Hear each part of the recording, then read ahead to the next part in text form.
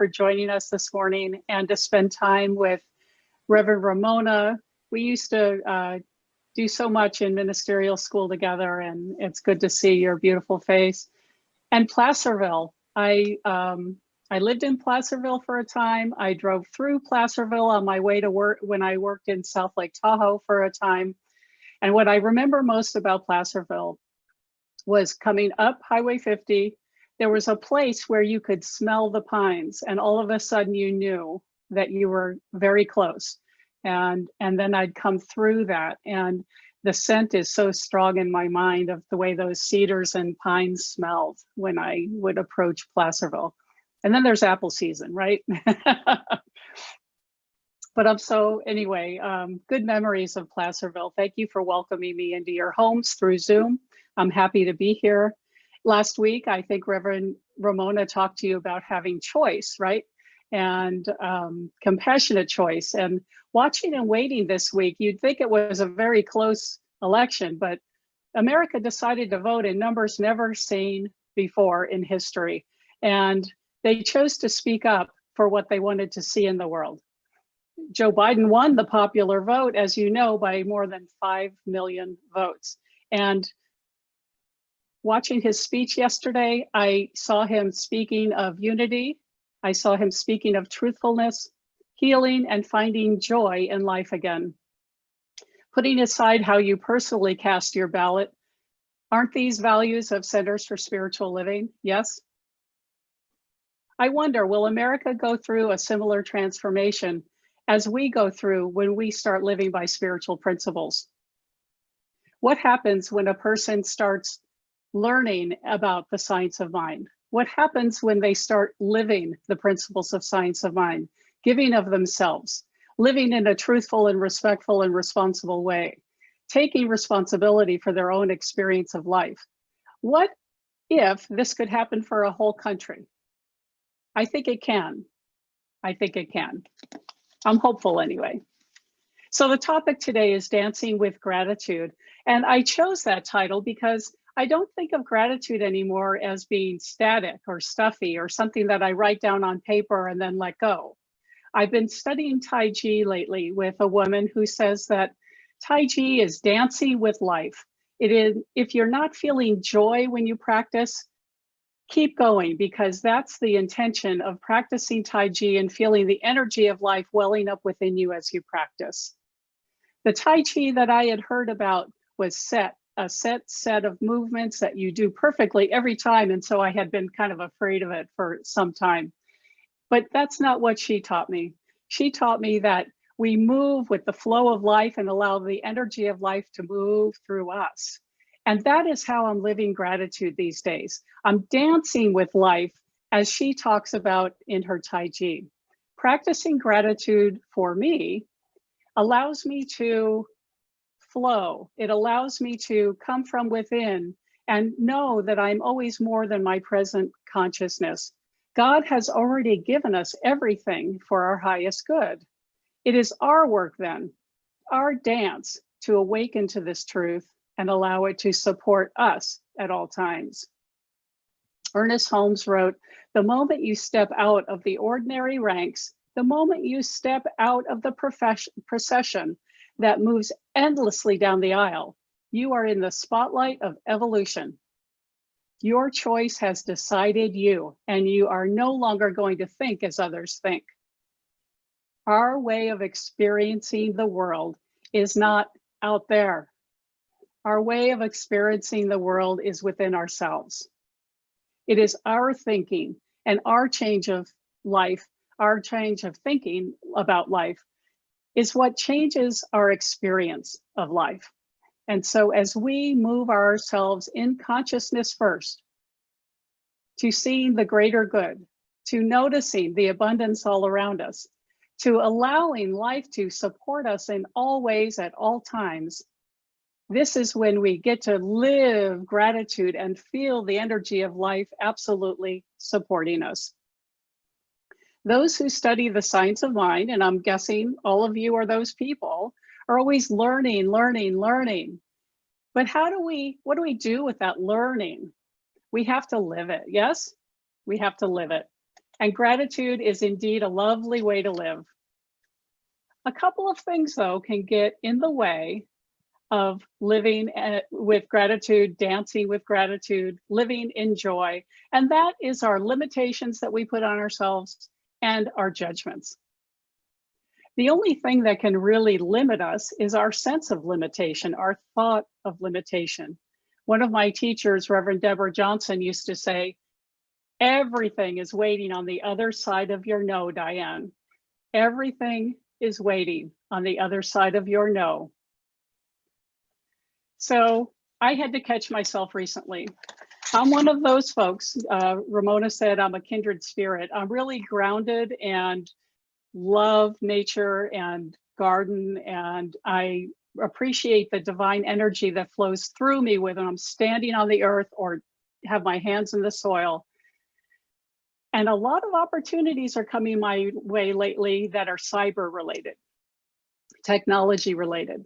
And this just feels like such a stretch for me, like something that isn't earthy, that isn't touchable with my hands, that I have to conceptualize in my mind and allow to work for me. So I have resistance. I have some fear. I don't know how to trust this thing that is new. Actually, it's not that new, but it's happening so fast that there's always a new way to do things.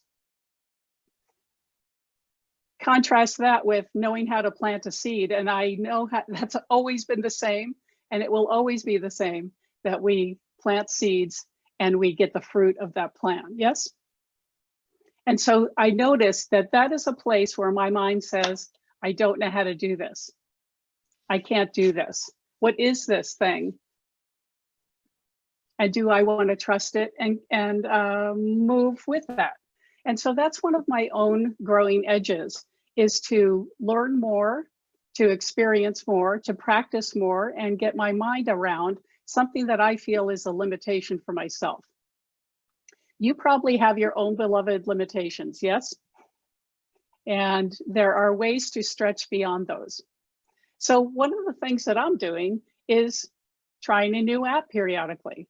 I'm trying to do new things online and allow myself to open to the possibilities of what is available to me while staying firmly grounded in my knowledge of the truth that God is all there is. So God must be in this as well, yes? When I get to the place where I say I can't, I can stop for just a moment. I can be just a little bit curious. And I can see where my edges are. These places are where I am limiting the universe. The universe nudges us to be more than we have ever been before.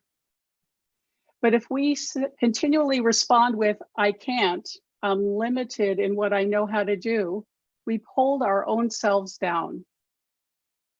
There's nothing in the world of effects. There's nothing in the world of spirit that says you can't.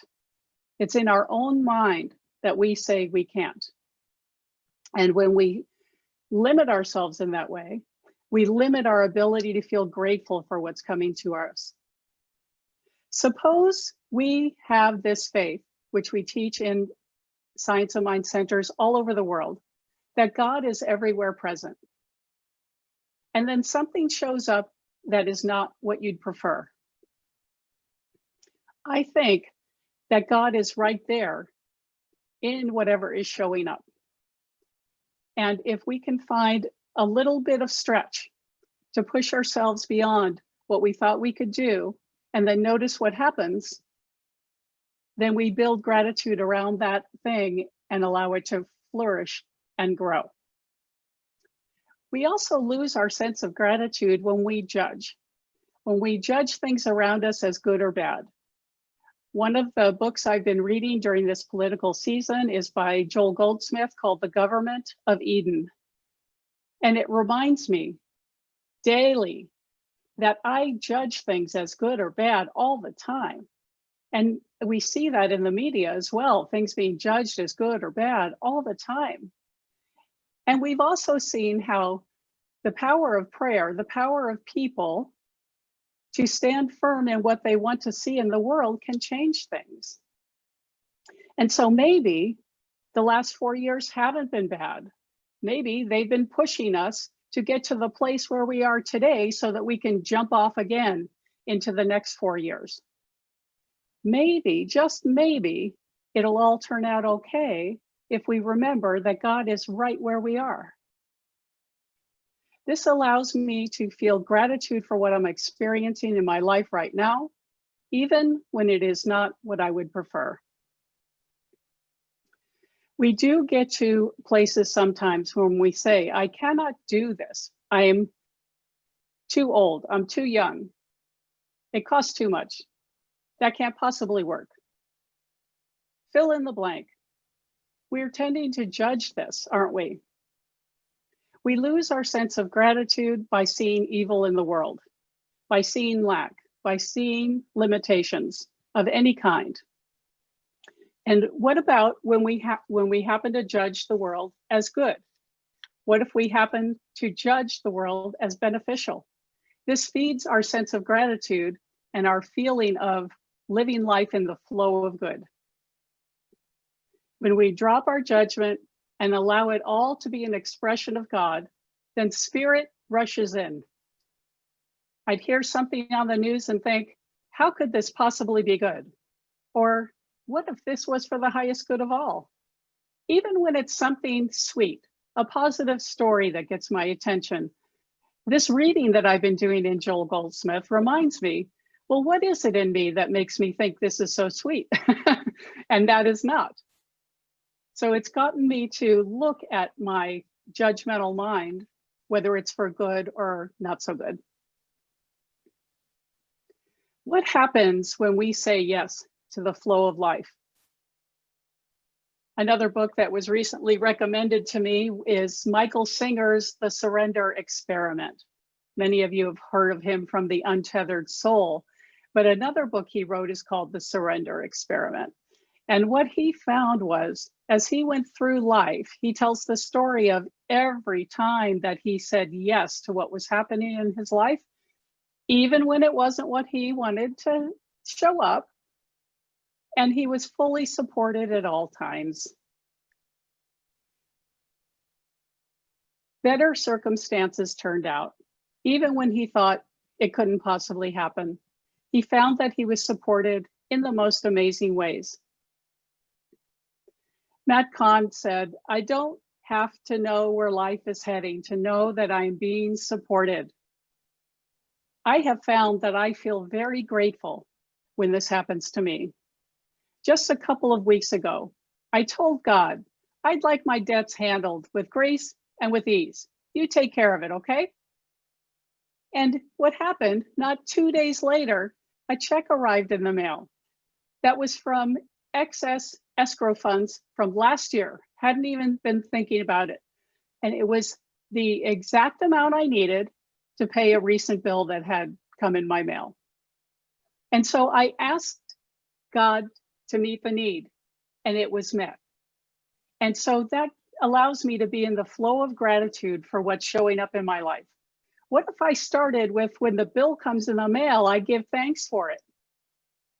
I bless it, and I allow it to be a symbol of all the good I have in my life, that they trusted me to send me a bill instead of causing me to pay upfront.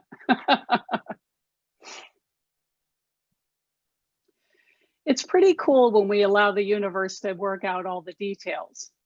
If you think about dancing with gratitude, we can't do that if we're concerned and worry about everything that is going on in our life. We can't dance with life if we're filled with fear. And so dancing in life feels like freedom to me. It feels like in the flow of good. It feels like saying yes to what is coming my way rather than waiting to get what I want.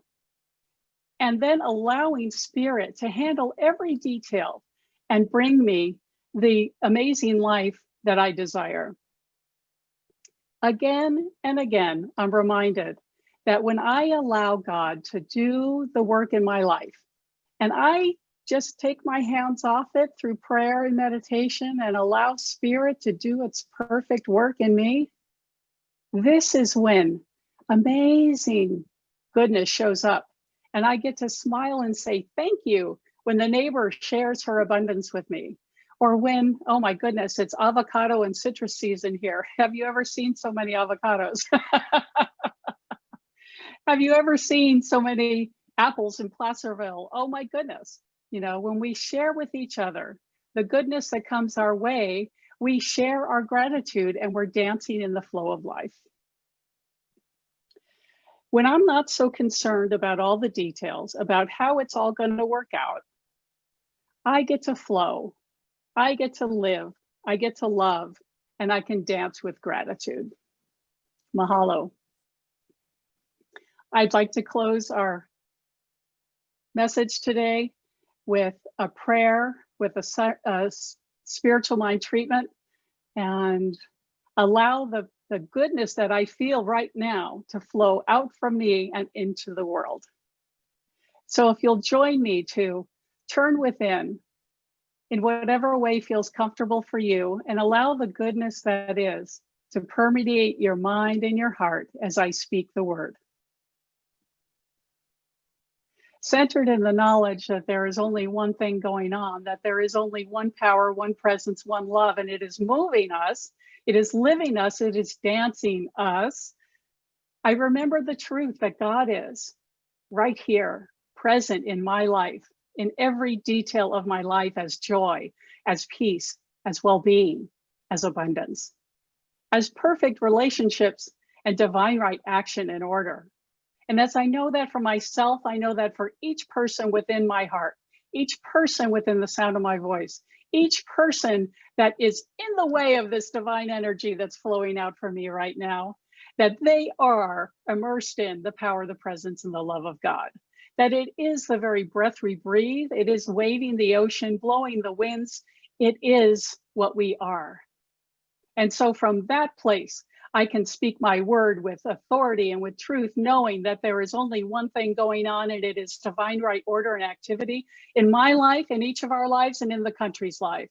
I give thanks that right where I am, the divine flow of energy is moving in and through every cell of my body, making way for perfect health, clearing anything unlike the divine pattern of perfection from which I was created, and knowing that this is true for each person who is listening today.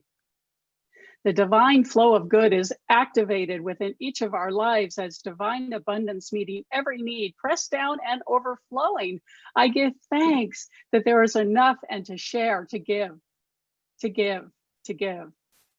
I am so grateful for the love of God moving up and through each of our lives and relationships, allowing us to smile, allowing us to greet, allowing us to hug virtually right now, and allowing each of us to share our love and respect for each other in a compassionate way. I do give thanks that the divine flow of spirit is moving us to right livelihood, to perfect employment, and divine right action in our lives, allowing us to be of service in the world in a way that is unique and perfect for each one of us. I do give thanks that even now, as the first snow is falling in Placerville, that we remember that all is well, and the universe can handle every detail, making this prayer manifest in its own right and perfect way for each of us. And so with great thanksgiving, I release my word to the law of mind and spirit, allowing it to do its perfect work according to law and bring about the divine solution for each of us. I know that it is done, and I watch with wonder as life unfolds in an amazing way. And if you agree with this word, please join me in closing this prayer with, and so it is. Amen. Mahalo, everyone.